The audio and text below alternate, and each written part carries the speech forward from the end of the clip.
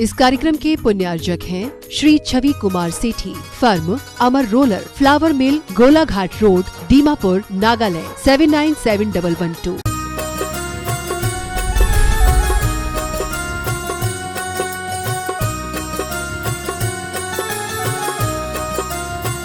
आदिम तीर्थंकर श्री आदिनाथ भगवान की। दोनों हाथों को आकाश की ऊंचाइयां प्रदान करते हुए संपूर्ण चेतना के साथ अपनी उपस्थिति का एहसास दीजिएगा।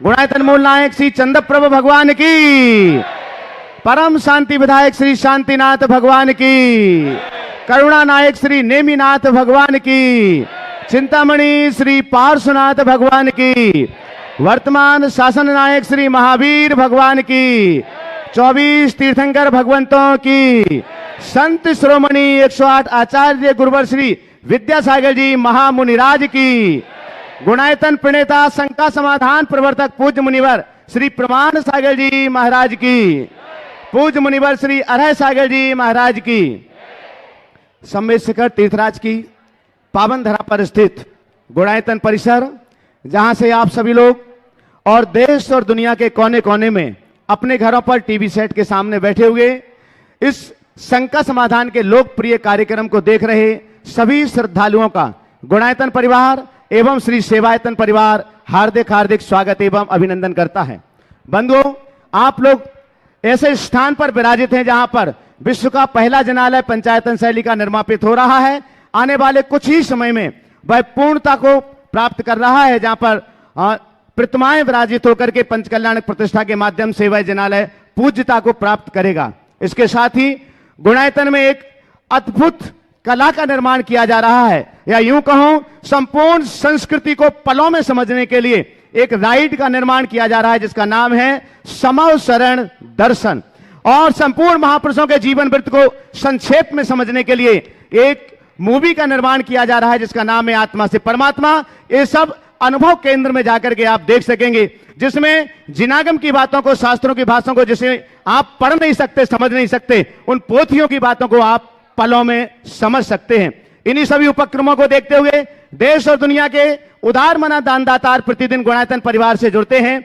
आज भी कुछ उदार मना दानदातारों के नामों की लिस्ट हमारे हाथ में है, हम उनके नामों की घोषणा करें।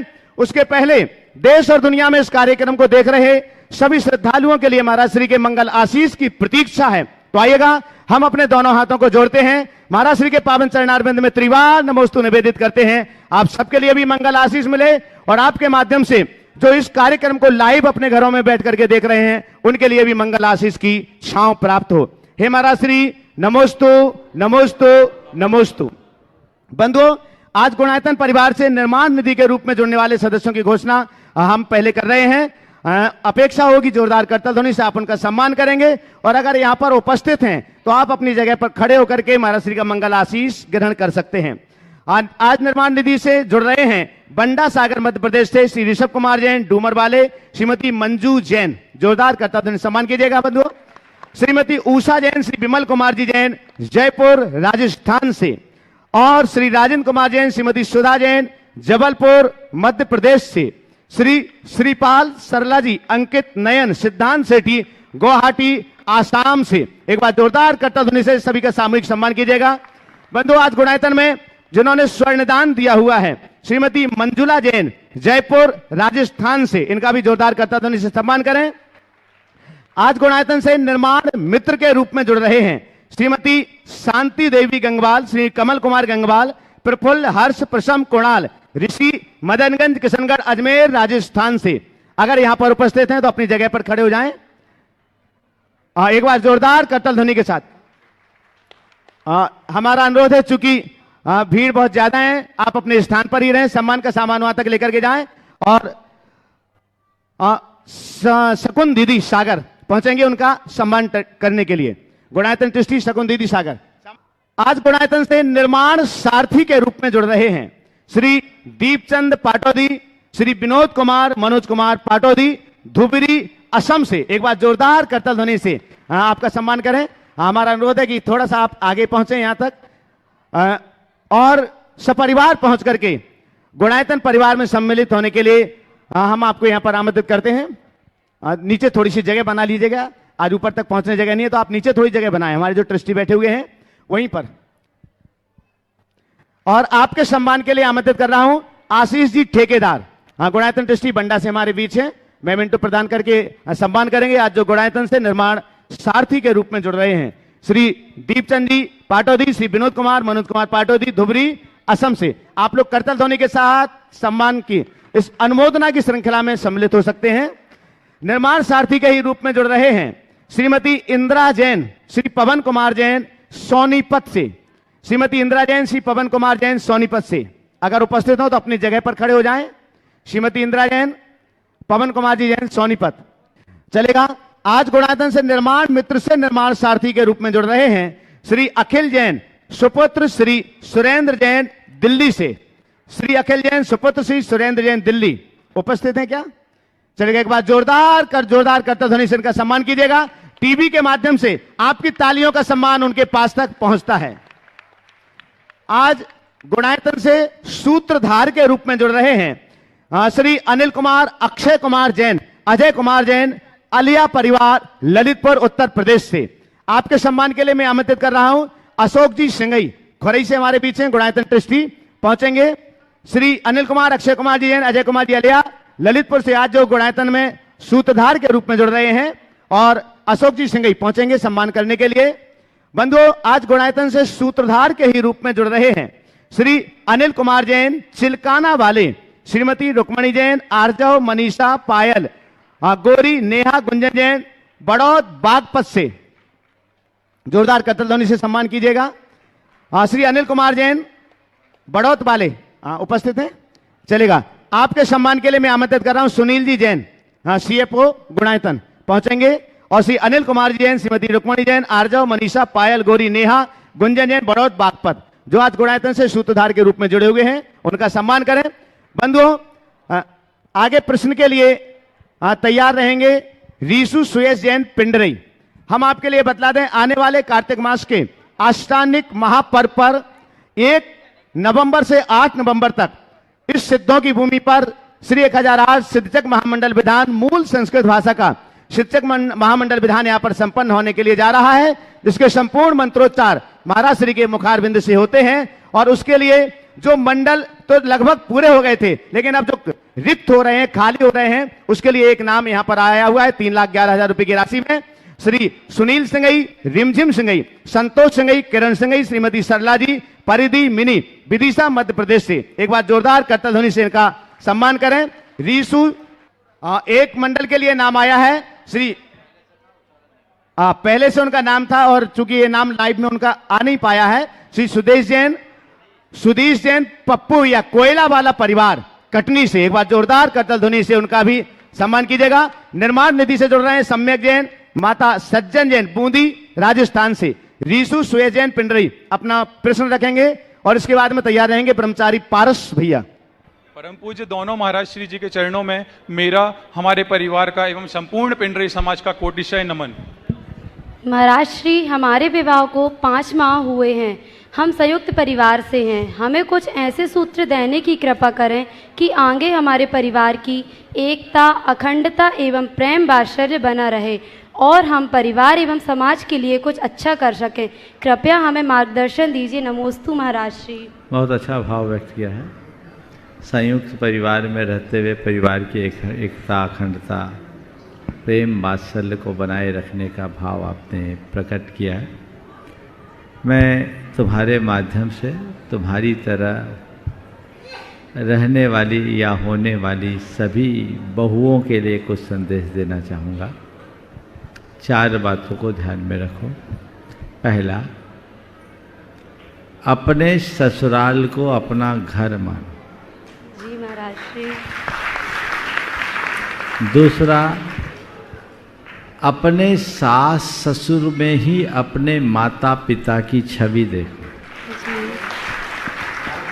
तीसरा, पति को अपने जीवन का आधा अंग मानो, अर्धांगिनी बनने की कोशिश करो। और चौथा, घर के हर कार्य को अपना कर्तव्य मानो, अपने आप सारे काम।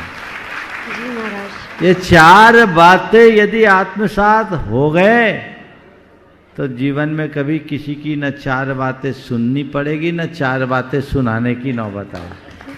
समझ गए? बहुत बहुत नमोस्तु आशीर्वाद। महाराज श्री। ब्रह्मचारी पारस भैया भोपाल आगे तैयार रहेंगे। ब्रह्मचारी लालू भैया नरियावली, आलोक भैया आरोन। पूज्य वर के चरणों में नमन करते हुए अपनी जिज्ञासा रख रहा हूँ। महाराज श्री, जहाँ पे संस्कार है वहाँ शिक्षा नहीं है, और जहाँ शिक्षा है वहाँ संस्कार नहीं है।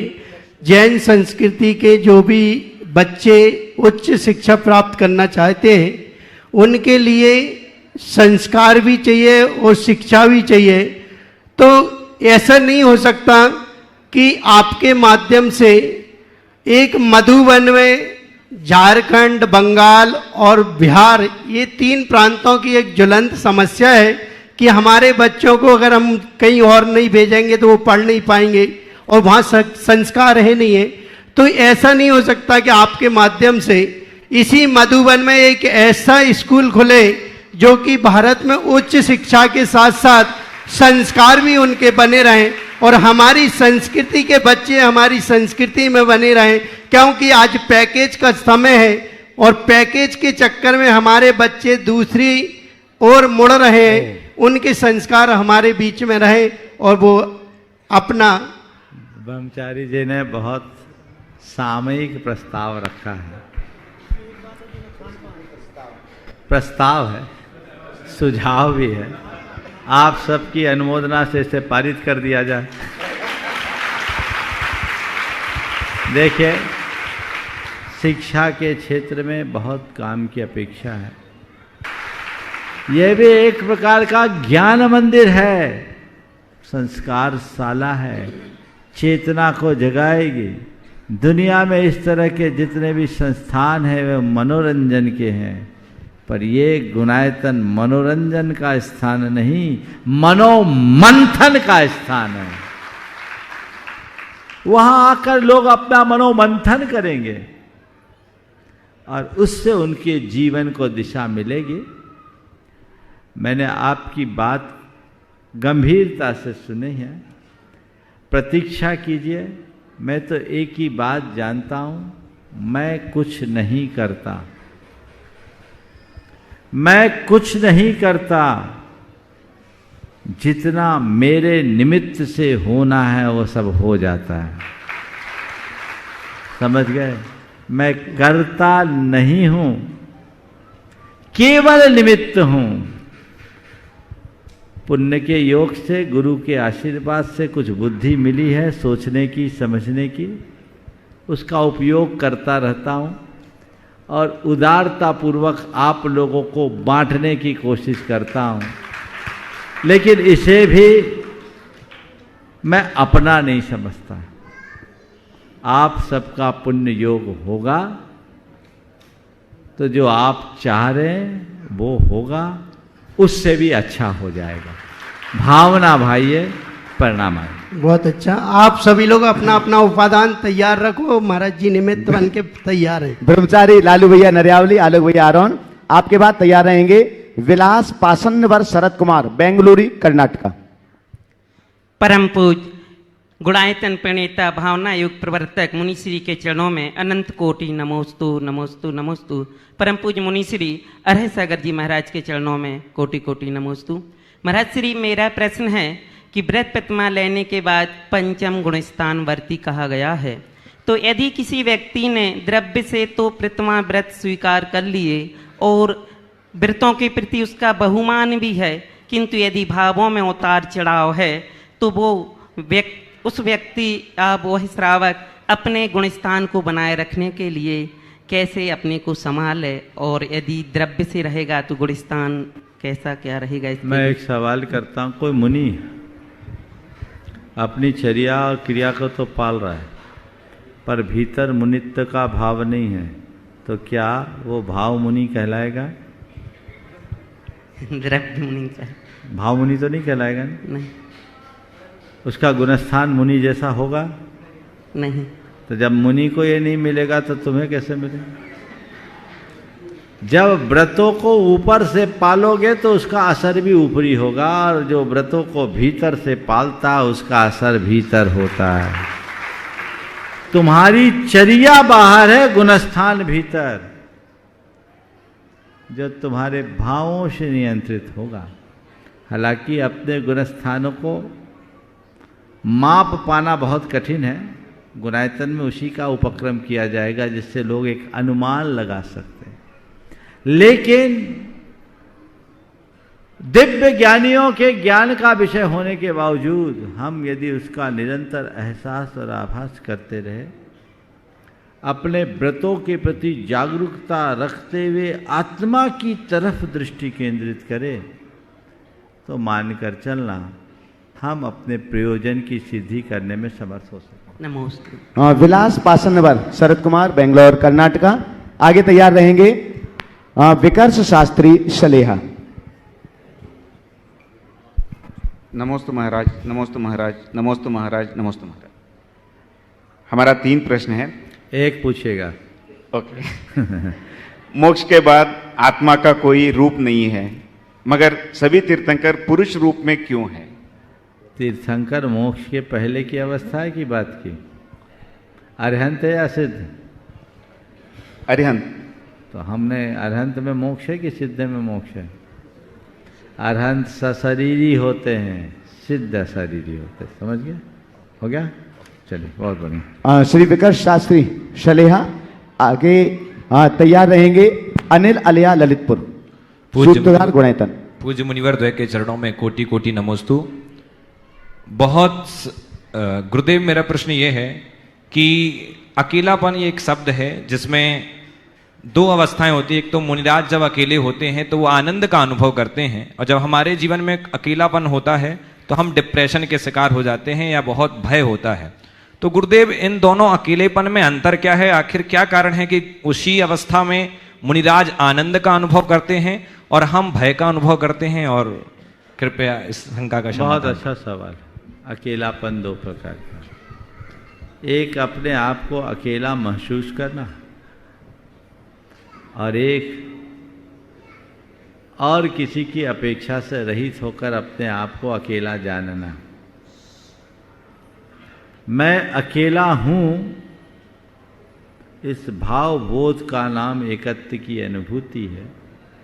और इस एकत्व की अनुभूति में केवल मेरा एकत्व ही मुझे नहीं दिखता, संसार के हर व्यक्ति और हर वस्तु मुझे अकेले दिखते हैं। जब मैं वस्तु के स्वरूप पर ध्यान केंद्रित करके विचार करता हूँ, तो मुझे लगता है ये सहज स्वभाव है। मेरा जन्म अकेला हुआ, मुझे मरना अकेला है, सुख और दुख सब कुछ अकेले ही तो हमें करना है, जो हमें बचपन में सिखाया गया। आप अकेला अवतरे, मरे अकेला हो, या कहूँ इस जीव को फांसी सगाना। ये जीवन के सत्य की अनुभूति है, और ये अनुभूति जागने पर हमारे मन में किसी के साथ की अपेक्षा नहीं होती। कोई साथ देता नहीं, ये हमारा आरोप है। कोई साथ देता नहीं, ये हमारा आरोप है। कोई साथ दे नहीं सकता, ये सच्चाई है। सच्चाई को समझोगे, शिकायतें मिट जाएगी, और सच्चाई से शून्य होके जियोगे तो केवल शिकायतों में ही जियोगे। मुनि महाराज अपने एकत्व का अनुभव करते हैं, क्योंकि उन्हें पता है कि मैं अकेला एगो हम सासदो आदा। अभी तक मैं अपने से अपना नाता तोड़कर विखंडित चित्त के साथ जी रहा था। अब मेरा एकाग्र चित्त हो गया और स्वयं से स्वयं का संवाद बनाकर जी रहा हूं। परमुखापेक्षिता वहां कहाँ? कोई मेरे साथ नहीं है, कहानी दूसरी। कोई मेरा साथ भी नहीं दे सकता। इस सत्य को जानोगे। और आप लोगों को अकेलापन लगता है, जब अकेले रहना पड़ता, घर से सब चले गए, क्या करें, मन नहीं लग रहा, अकेले हैं। बिटिया का विवाह हो गया, विदाई हो गई, अब क्या करें, मन नहीं लग रहा, अकेले हैं। पत्नी का वियोग हो गया, अब क्या करें, अकेले हैं। अरे अब तेरे को समझ में आया अकेला? अकेला तो तू उस समय भी था जब वो तेरे साथ थे। देखो, बेटे का IIT में सिलेक्शन हुआ, पिताजी उसे ट्रेन में बिठा के आए, बड़े उदास दिख रहे। पत्नी ने पूछा क्या बात है, बेटे को अच्छे से बिठा तो यहाँ बिठा है, आप इतने उदास क्यों? उसको सीट अच्छी नहीं मिले, सीट मिल गई, फिर आप इतने ज़्यादा उदास क्यों? बोले क्या बताऊं, मेरा बेटा पहली बार मुंबई जा रहा है, वो भी अकेले, पहली बार मुंबई जा रहा वो भी अकेले। उसने कहा अरे अभी तो आप कह रहे थे ट्रेन में बहुत भीड़ थी। बोले भीड़ तो थी पर उसका कोई नहीं था, भीड़ भले थी पर उसका कोई नहीं था। समझ गए ना, ये भीड़ है पर कौन किसका है?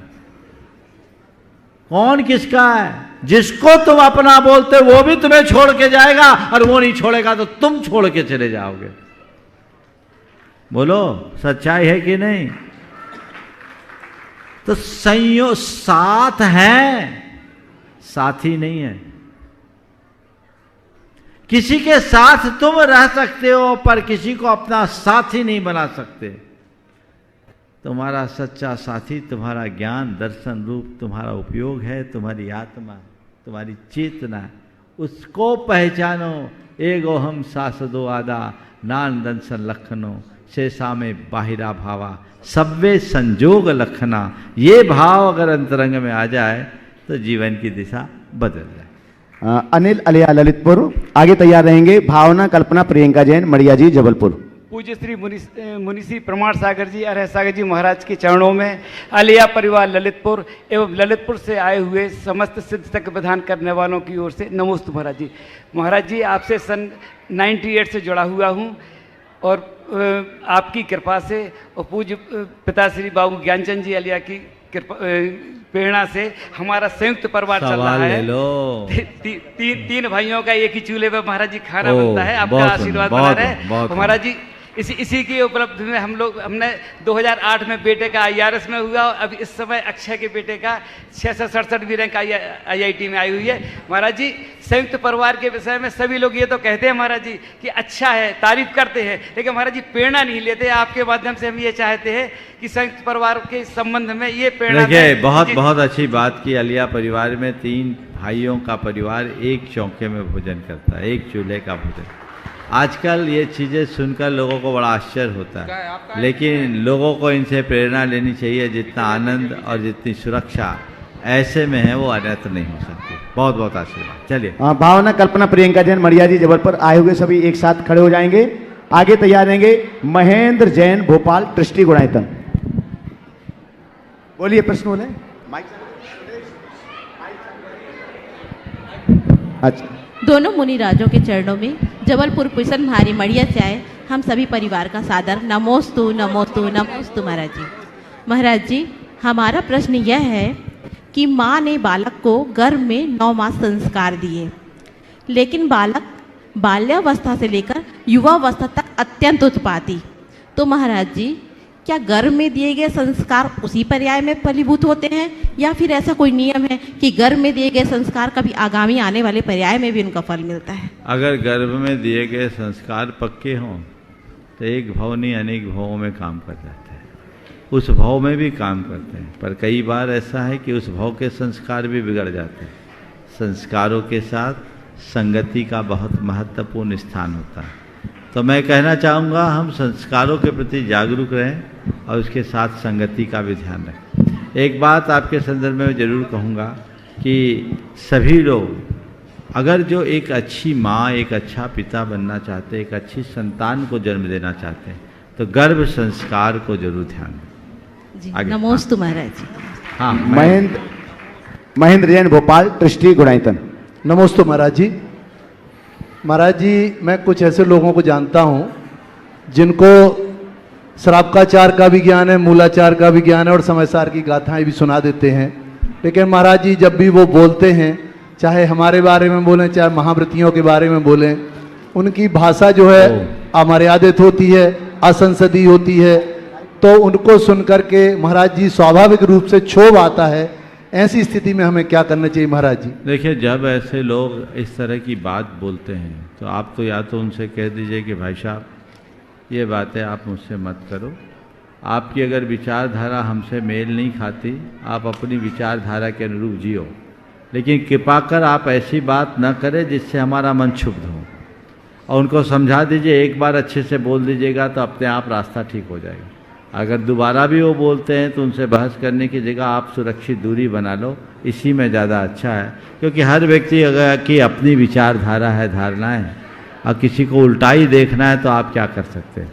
उन्हें हम नहीं समझा सकते। जो समझना चाहे उन्हें ही समझाने का प्रयास करना। अगले प्रश्न के लिए डॉक्टर संध्या जैन सागर, आपके बाद तैयार रहेंगे सुषमा अशोक संगई खोरई, ट्रस्टी गुणायतन। मुनि द्वय के चरणों में बारंबार नमोस्तु नमोस्तु नमोस्तु। हे मुनिवर, मेरा प्रश्न है कि यदि हम अतीत में जी रहे हैं, यदि हम उदास हैं तो अतीत में जी रहे हैं, यदि हम चिंतित हैं तो भविष्य में जी रहे हैं, और यदि हम शांत हैं तो वर्तमान में जी रहे हैं, तो चिंता और उदासीनता से मुक्त सुव्यवस्थित एवं शांतिपूर्ण जीवन कैसे जिएं, मार्गदर्शन दीजिए। नमोस्तु महाराज जी। देखिए, बहुत अच्छी बात है। अगर हम चिंतित हैं तो अतीत में जी रहे हैं, उदास हैं तो भविष्य में जी रहे हैं। भविष्य में जी रहे हैं। आपने पूछा है चिंता मुक्त जीवन हम कैसे जिए। मैं कहूँगा कि अतीत की स्मृतियों को त्यागिए और भविष्य की कल्पनाओं को छोड़िए।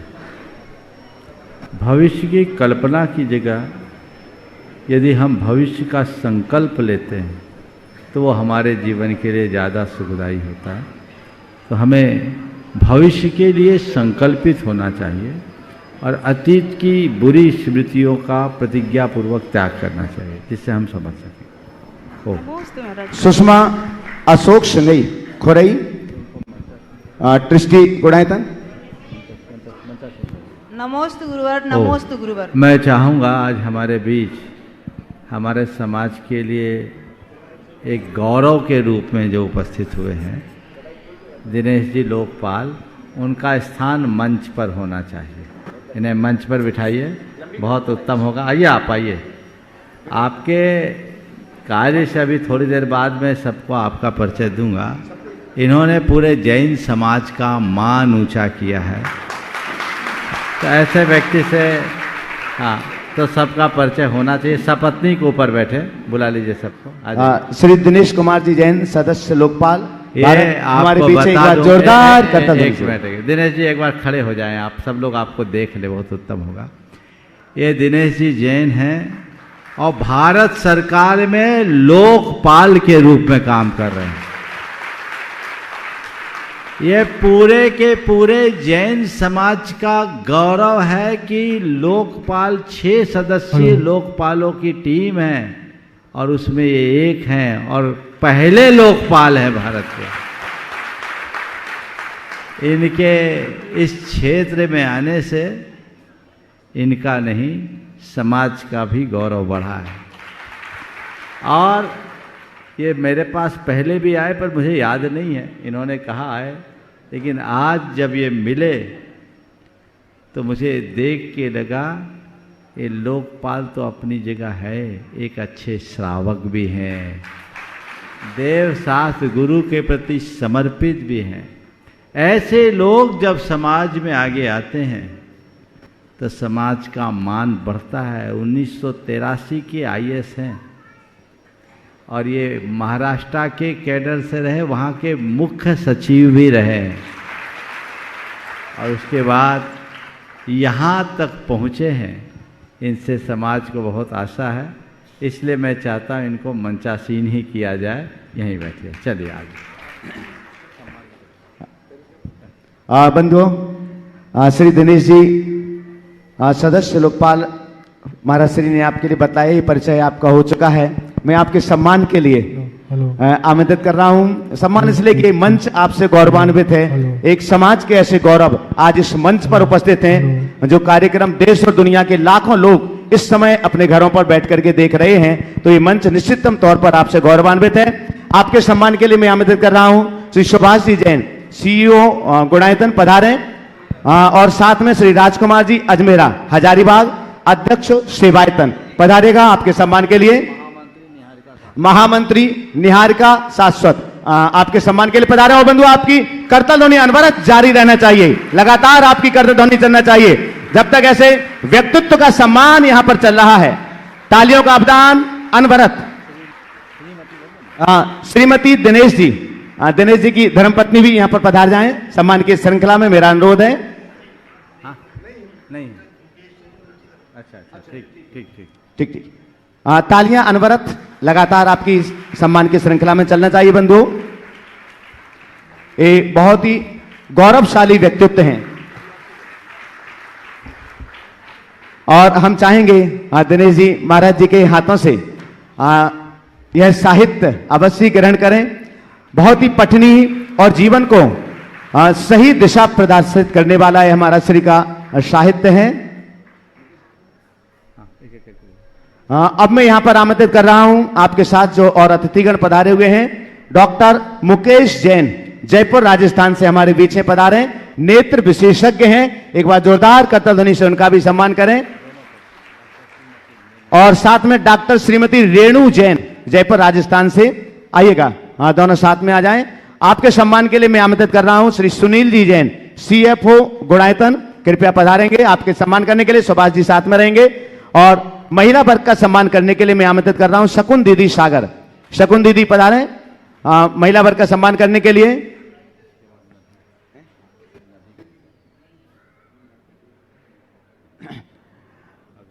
मैं यहां पर आमंत्रित कर रहा हूं बहुत ही सम्मान के साथ डॉक्टर DK जैन और श्रीमती नीरू जैन जयपुर राजस्थान से ही हमारे बीच हैं। आपकी जोरदार करतल ध्वनि के बीच हमें उन्हें यहां इस मंच पर आमंत्रित करते हैं।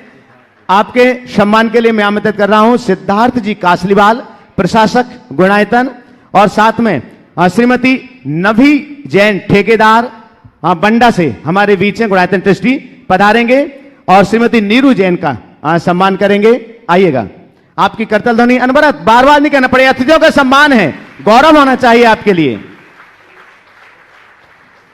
मैं यहां इस मंच पर आमंत्रित कर रहा हूं डॉक्टर दिशा जैन जयपुर से हमारे बीच हैं। डॉक्टर दिशा जैन आप खड़ जाओ, आपका करिए देवेंद्र जी का चलेगा। डॉक्टर दिशा जैन जयपुर सम्मान करेंगे। नभी जैन सम्मान करें उनका।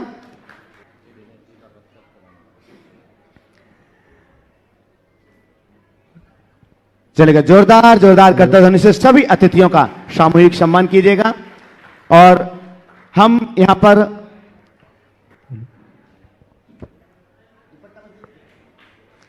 पर आमंत्रित कर रहे हैं बहुत ही सम्मान के साथ में श्री दिनेश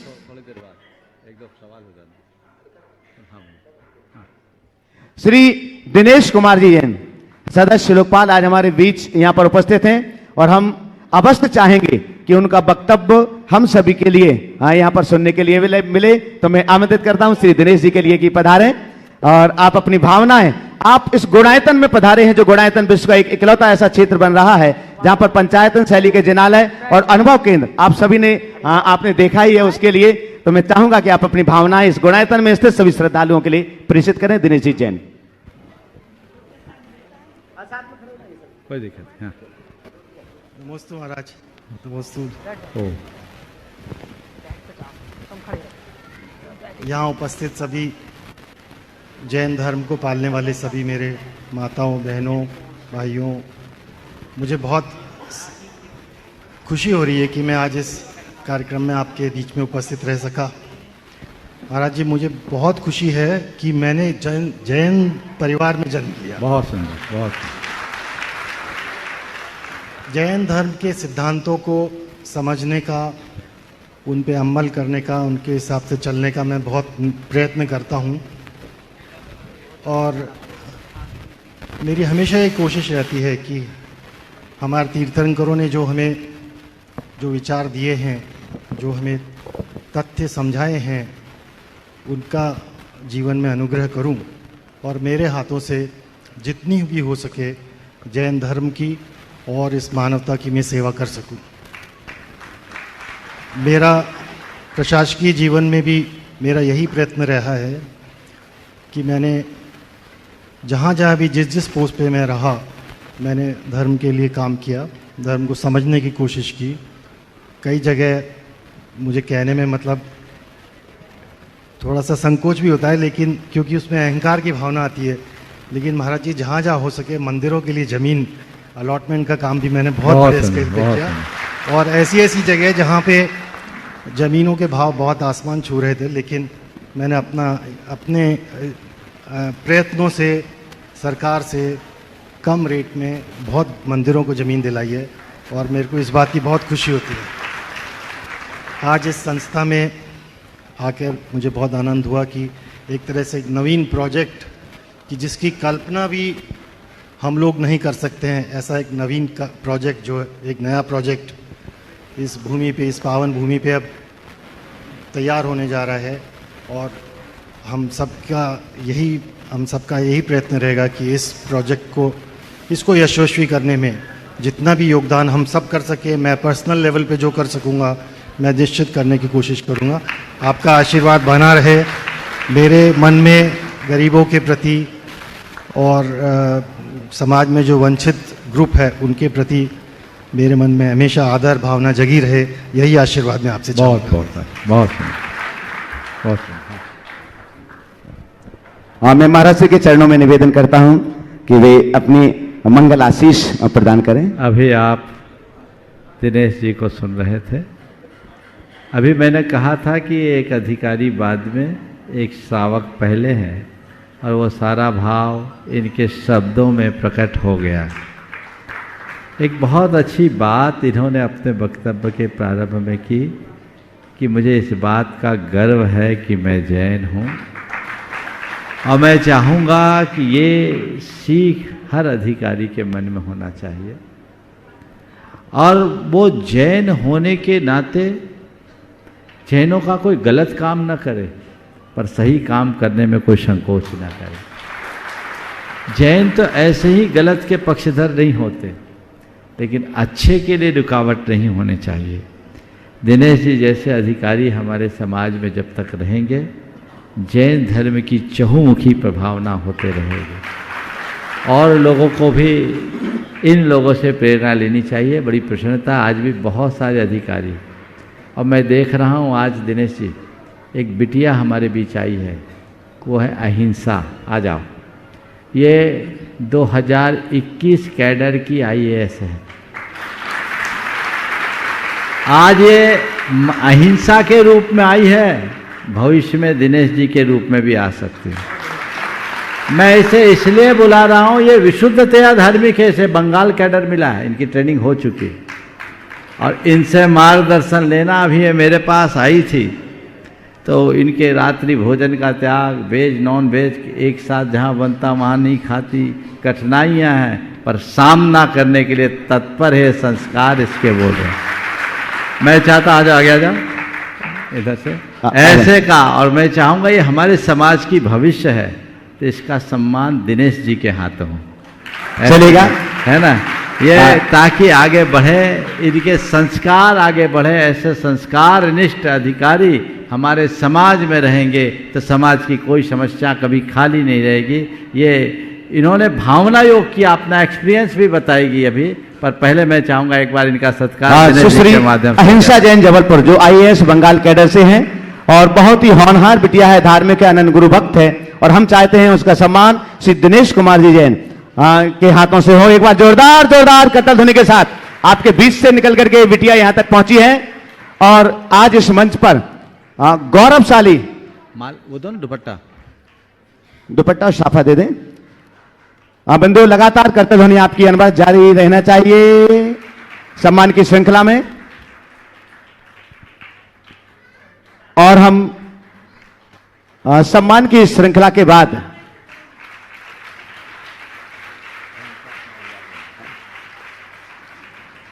अपना अनुभव, या इस यूं कहूं कि इस सभा में बैठे हुए समस्त श्रद्धालुओं के लिए अपना उद्बोधन, अपनी भावनाएं देने के लिए सुश्री अहिंसा जैन IAS जबलपुर। नमोस्तु गुरुवर, नमोस्तु महाराज। मैंने 5 इंटरव्यू दिए हैं यूपीएससी के, और 3 इंटरव्यू में लगातार असफलता के बाद मैंने पढ़ाई के साथ साथ फिर भावना योग भी किया महाराज जी, और फिर उसके बाद मेरा लगातार 2 बार सिलेक्शन हुआ है यूपीएससी में। पहली बार में मुझे आईआरएस इनकम टैक्स मिला था, 164 रैंक थी, और फिर पिछले साल 53 रैंक से महाराज जी आईएएस बनी। भावना योग करने से अंदर से बहुत बल मिला, क्योंकि मैं बहुत टूट चुकी थी अंदर से, बहुत हार चुकी थी, क्योंकि बार बार इतने ऊपर जाके गिरना और फिर से प्रीलिम्स, फिर से मेंस, फिर से इंटरव्यू देना बहुत मुश्किल था।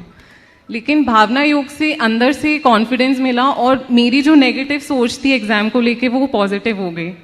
तो एक सकारात्मक ऊर्जा का उत्पत्ति होती रही, और उससे मुझे बहुत अच्छा रिजल्ट मिला। नमोस्तु महाराज। देखो, ये एक बहुत अच्छा प्रमाण है, एक उदाहरण है हम सब के लिए। लोग सोचते हैं कि ये सब करने से क्या होगा, लेकिन जब भावना योग से एक बिटिया ने आईआईटी में अपना सिलेक्शन किया था, 25 रैंक आया था, वो आज बॉम्बे में काम कर रही, इसी मंच पे उसने कहा। आज ये बहन कह रही है कि भावना योग करने के कारण मैं आईएएस बनी। मैं सभी युवाओं से कहता हूँ, अपना परफॉर्मेंस अच्छा करना चाहते हो, वर्क एफिशिएंसी को बढ़ाना चाहते हो, तो आप भावना योग जी भर करके करें। ये एक ऐसा अभिनव प्रयोग है जो आपके जीवन में आमूल-चूल परिवर्तन कर सकता है। मुझे बहुत प्रसन्नता है, गुरुदेव का इनको आशीर्वाद, एक संस्कार निष्ठ परिवार से हैं और आज भी इनके अंदर संस्कार पल रहे हैं। मैं तुमसे कहूँगा, उदाहरण दिनेश जी का है, डीके जैन साहब का लगभग 40 साल का कैरियर उनका अभी तक धर्मनिष्ठ होकर के चला है, तो तुम भी चला सकती हो। इसमें समझौता नहीं करना है, अपनी अलग पहचान बना करके जीना है, ताकि हम समाज में एक अच्छा आदर्श उपस्थित कर सके। बहुत बहुत आशीर्वाद। प्रश्न के लिए तैयार रहें। सुषमा अशोक संगई, खोरई, ट्रिस्टी, गुणायतन। आपके बाद में तैयार रहेंगे सौरभ जैन, बड़ा गांव, टीकमगढ़, सिविल जज में जिन्होंने 4th रैंक प्राप्त की है। सौरभ जैन। नमोस्तु जी, नमोस्तु नमोस्तु। व्यवहार मोक्ष मार्ग और व्यवहार सम्यक दर्शन को समझाने की कृपा करें। व्यवहार मोक्ष मार्ग और व्यवहार सम्यक दर्शन, हाँ, समझाने की कोशिश, समझाने की कृपा करें। अगर पूरा समझाऊंगा तो बहुत समय आपके पास चला जाएगा। एक संक्षेप में इतना ही कह देता हूँ। जब हम किसी साधना के मार्ग में लगते हैं, चलो दूसरा एक उदाहरण दे देता हूँ तो उससे चलेगा, है ना। हवाई जहाज को उड़ते देखा कभी? कैसे उड़ता है? हाँ, पहले हवाई पट्टी पे चलता है, तो हवाई जहाज रनवे पे चलता, हवाई पट्टी बोल रहा, हवाई जहाज हवाई पट्टी पर चलता है, फिर उड़ना शुरू होता है ना। उड़ता है तो उड़ता ही जाता है, लेकिन बिना हवाई पट्टी के चल पाता है क्या? समझ गए?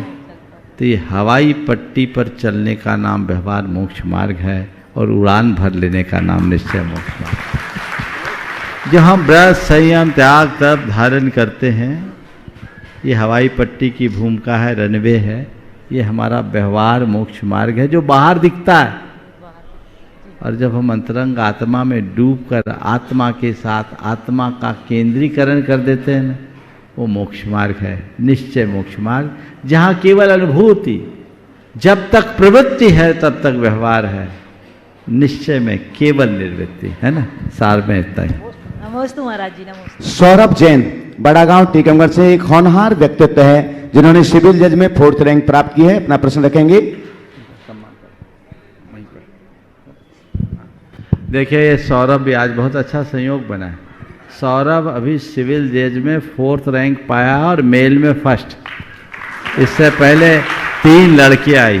ये भी हमारे समाज का एक प्रतिभावान युवा है। जोरदार करतल ध्वनि से इनका भी सम्मान करिए। हम चाहेंगे सौरभ भाई आगे तक आ जाएं, यहाँ तक, इस मंच तक आ जाएं। आइएगा, आ जाइए इधर, आ जाइए। और आपके सम्मान के लिए मैं आमंत्रित कर रहा हूं सिद्धार्थ जी कासलीवाल। नहीं। सुभाषी जैन, सीईओ, गुणायतन पधारें। सौरभ जैन के सम्मान के लिए। इसके बाद सुनील जी, सीएफओ, पधारिएगा। आगे आ जाओ थोड़ा सा। जब तक आप अपना सवाल कर लीजिए सौरभ जी। महाराज द्वय के चरणों में मेरा कोटिशा प्रणाम।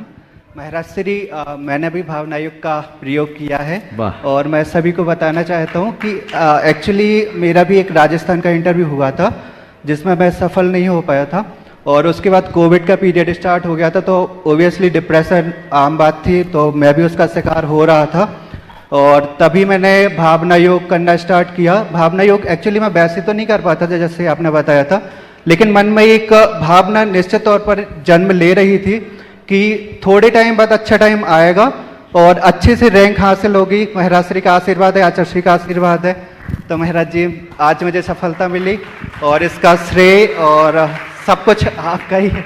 बहुत सुंदर। महाराज जी मेरा प्रश्न ये है कि जैसे कि मैं न्यायिक सेवा में प्रवेश कर रहा हूँ, तो एक न्यायिक अधिकारी को किन विशेष बातों का ध्यान रखना चाहिए जिससे वो अपने कर्तव्य का अच्छे से पालन कर सके? देखिए, बहुत अच्छी बात है, न्याय क्षेत्र में आपने पदार्पण किया है और आपके मन में बहुत अच्छी भावना आई कि न्यायिक क्षेत्र में अपने कर्तव्यों का कैसा पालन करें। मैं तो ये कहूँगा कि आप अपने न्याय को ही अपना धर्म मान लो, समझ गए? उस धर्म को मान करके करो, कोशिश करो कि मैं न्याय दूं। और मैंने अनेक जजेस से, जिसमें हाई कोर्ट और सुप्रीम कोर्ट के भी जजेस से बात की, मैंने उनसे कहा, पूछा तो कई बार फैक्ट कुछ और बोलता है, एविडेंस कुछ और बोलता है। तो मैंने सवाल किया कि ऐसे घड़ी में क्या करते हैं? तो अनेक अनुभवी न्यायविदों ने, न्यायाधीशों ने मुझसे कहा, ऐसी घड़ी में हम आत्मा की आवाज़ सुनते हैं। और मैं यही सीख देता हूँ, क्योंकि एक न्यायाधीश की कलम भी कानून से बंधी है। कानून के दायरे में रहते हुए जितना बन सके न्याय दें। हाँ,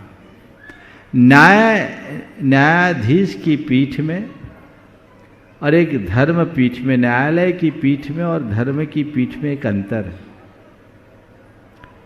न्यायालय एक घर में उजाला करता है और धर्म दोनों घरों में उजाला करता है।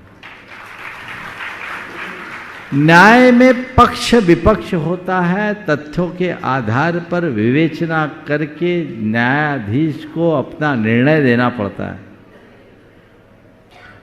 पर धर्म में पक्ष विपक्ष की जगह अच्छा और बुरा को ध्यान में रखा जाता है। मैं ये कहूँगा कि प्रत्येक व्यक्ति को जो किसी भी शासकीय सेवा में लगा है, वैधानिक मर्यादा में रहना उसकी जिम्मेदारी है। उसके मध्य रहते हुए संवेदना मूलक धर्म का पालन करे और कोशिश करे कि मेरे हाथ से जो भी न्याय हो, उभय पक्ष खुश होकर के जाए कि हमारे साथ न्याय मिला है। हालांकि ये बहुत चुनौतीपूर्ण कार्य है, पर असंभव नहीं है। आजकल एक बड़ी समस्या आ गई, वो है मीडिया ट्रायल। इस मीडिया ट्रायल के कारण जजेस पर इतना ज्यादा दबाव आ जाता है। कई लोगों ने मुझसे कहा भी कि उसके कारण अपने आप को किसी प्रकार के झमेले में न डालने के चक्कर में लोग फिर मामला को लटका देते हैं। हालांकि इस पर तो चूंकि अभिव्यक्ति की स्वतंत्रता के नाम पर यह सब होता है और बिना तथ्यों को ठीक तरीके समझे, आप लोग तो रोज देखते ही हैं कि मीडिया ट्रायल होता क्या है। मीडिया ट्रायल में सामने वाला तो विक्टिम बन जाता है, उसे तो अपराधी बना दिया जाता है और उसकी तो मौत हो जाती है। बाद में जो अदालत निर्णय करता वो कभी प्रकाश में नहीं आता, उसे उस ढंग से हाईलाइट नहीं किया जाता। तो एक अपने मन में वो कुशलता विकसित करो कि मीडिया ट्रायल का मेरे मानस पर कम से कम प्रभाव पड़े। जो वाकई में दोषी है वो दंड का भागी होना चाहिए, पर केवल मीडिया के आधार पर नहीं, तथ्यों के आधार पर। और दंड विधान के संदर्भ में मैं ये कहूंगा कि दंड का उद्देश्य केवल सजा देना नहीं, दंड देने का उद्देश्य सामने वाले को सुधारना भी है। वो भी हमें देखना चाहिए। तभी तो तुम्हारी शुरुआत है। हो सकता है कल तुम भारत के मुख्य न्यायाधीश के आसन तक पहुंच जाओ।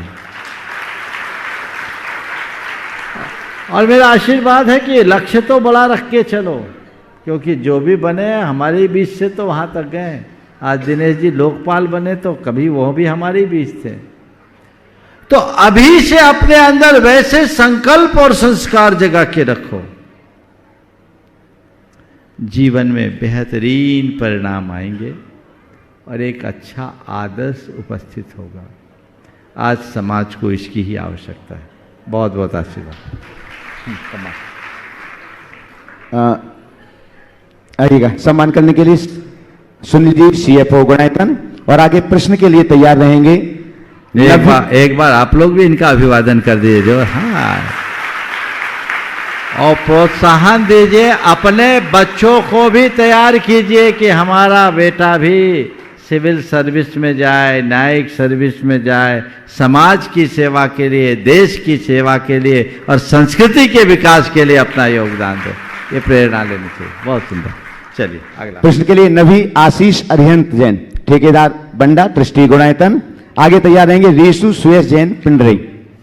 हेलो महाराज श्री के चरणों में 3 बार नमोस्तु। महाराज श्री, मेरी जिज्ञासा है कि आज देवशास्त्र गुरु के स्वरूप को लेकर जनसाधारण में अज्ञान छाया हुआ है। उस अज्ञान को कैसे दूर किया जा सकता है और हमारा आचरण कैसा होना चाहिए जिससे लोग जैन धर्म के प्रति आस्थावान हों? देखिए, देवशास्त्र गुरु के स्वरूप के प्रति अगर अज्ञान है तो हमारी कोशिश होनी चाहिए कि हम उनके वास्तविक स्वरूप को बताएं और उनके अज्ञान का निवारण करें। हम बताएं कि वाकई में देव क्या हैं, शास्त्र क्या हैं, गुरु क्या है, और हम उनकी पूजा उपासना क्यों करते हैं। अगर हम उनके स्वरूप को बताएंगे तो सारा भ्रम दूर होगा। मैं अपना एक अनुभव बताता हूँ। सन 2005 में जब मैं बंगाल गया, उस समय लोगों में बड़ा डर था, क्योंकि बंगाल में, खासकर कोलकाता में, दिगंबर साधुओं को निर्बाध विचरण नहीं करने दिया जाता था। मेरे से पहले कई मुनि ऐसे आए जिन्हें सुबह 4 बजे निकलना पड़ा। बाहर निकले तो कपड़े के घेरे में निकलना पड़ता था। अब गुरुदेव ने मुझे भेजा था तो मेरे सामने चुनौती थी कि हमें तो जा कर के अपनी चर्या को आगे बढ़ाना है।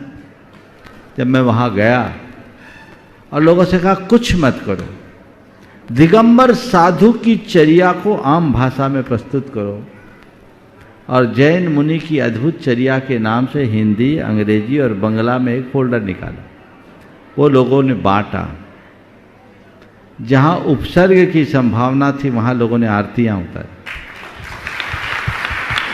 जब मैं कोलकाता गया, कोलकाता के लोग डरते थे, लोग मुझे घेर लिए, अपने ही लोग कि आप समूह में चले। मैं वहीं खड़ा हो गया कि मेरे आगे केवल झंडा वाला चलेगा और कोई नहीं चलेगा, सब पीछे चले। लोग कांपे। फिर भी मैं पूरे कोलकाता में घूमा।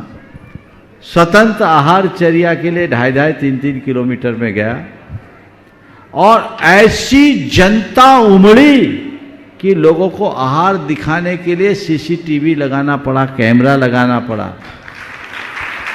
कई अपार्टमेंट्स में मुझे आहार के उपरांत उपदेश देना पड़ा, और आज उसका सुपरिणाम है। हर कोलकाता वासी इस बात को जानता है। पूरे कोलकाता में कोई जैन मुनि अकेले पीछे कमंडल लेकर के जा सकता है।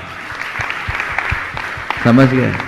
तो आप उन्हें बताइए कि वाकई में जैन मुनि है क्या, दिगंबर मुनि का मायना क्या है। जब हम वो बताते हैं तो लोग श्रद्धा से नतमस्तक हो जाते हैं। उन्हें लगता है कि त्याग और तपस्या की जो मूर्त जैन मुनि के अंदर है वो अन्यत्र कहीं नहीं, तो उसका आप ध्यान रखें, निश्चित जीवन में बड़ी सफलता होगी। इस प्रकार आज के इस सत्र को परम पूज्य गुरुदेव के चरणों में नमन अर्पित करते हुए मैं यहीं पर विराम दूंगा। बोलिए परम पूज्य आचार्य गुरुवर श्री विद्यासागर जी महाराज की जय जय जय।